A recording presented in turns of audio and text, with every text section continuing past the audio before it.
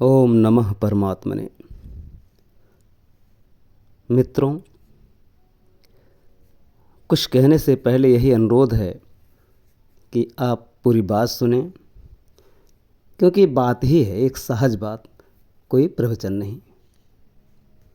आज संध्या वंदन करते समय एक तरफ परमात्मा महसूस हुए, दूसरी तरफ पितृगण लाइन में खड़े थे, तीसरी तरफ माता पिता थे। आस्था के ये तीन आयाम जब मुझे महसूस हुए तो मैंने सोचा कि आपके साथ साझा करूं।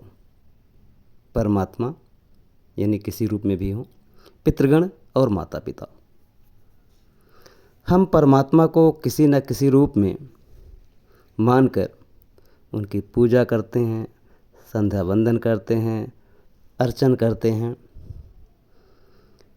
पितृगण को भी विशेषकर पितृपक्ष में हम उनको याद करते हैं, तर्पण करते हैं, ताकि पितृ हमारे खुश रहें। और एक तरफ माता पिता हैं जो कि दृश्य हैं, अदृश्य नहीं हैं, महसूस करने वाले नहीं, बल्कि हम उनको सामने देख सकते हैं। इन तीनों में एक ज़रूरी चीज़ ये है कि हाँ, मन एकदम निर्मल होना चाहिए। चाहे माता पिता को प्रेम करने की बात हो, परमात्मा को पूजने की बात हो, या पितृगण को तर्पण देने की बात हो, निर्मल मन होना चाहिए। क्योंकि कहा भी गया है कि निर्मल मन जन सो मोहि पावा, मोहि कपट छल छिद्र न भावा। परमात्मा हमारा पीला कपड़ा नहीं देखते, हमारा चंदन नहीं देखते, वो सिर्फ हृदय में झांकते हैं कि वहाँ क्या पल रहा है। यही हाल पितृगण का है। माता पिता भी हमारे सही प्रेम को ही पहचानते हैं। तो परमात्मा की हम पूजा करें, किसी भी रूप में अर्चन करें, अच्छी बात है, बहुत अच्छी बात है। उससे अच्छी बात है हम अपने पितृगणों को तर्पण दें, उनको याद करें, क्योंकि वो थे तभी हम हैं। बेशक हम उनको ना देखे हों, कई पीढ़ियाँ बीत गई हों, लेकिन सच्चाई ये है कि हमारे पूर्वज थे तभी आज हमारा अस्तित्व है। इसलिए न रोज़ सही, रोज़ किया जा सकता तर्पण जल से, रोज़ ना सही, लेकिन पितृपक्ष में उन्हें तर्पण जरूर दें।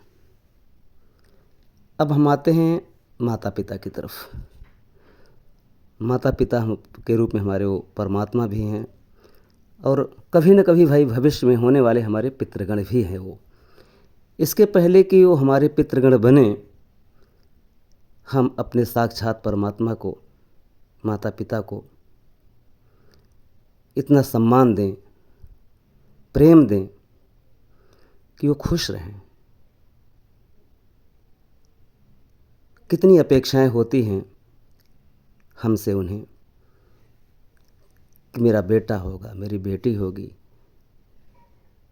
ना होने की स्थिति में कितना पूजा पाठ किया जाता है उनके द्वारा कि हमारा वंश चले।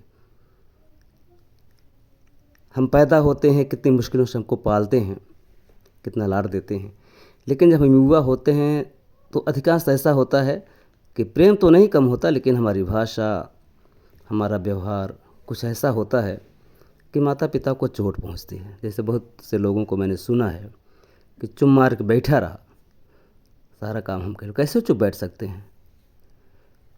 उन्होंने कितनी मेहनत करके आपको सींच कर पाला है, बड़ा किया है, गृहस्थी सींची है, समाज को सींच कर अपने योग बनाया है। कैसे चुप रहे हम? उक्त वीडियो के फोटो में मैंने माँ को ही प्रदर्शित किया है, क्योंकि पिता की कोई फ़ोटो नहीं। लेकिन जिनके माता पिता हैं वो बहुत सौभाग्यशाली हैं।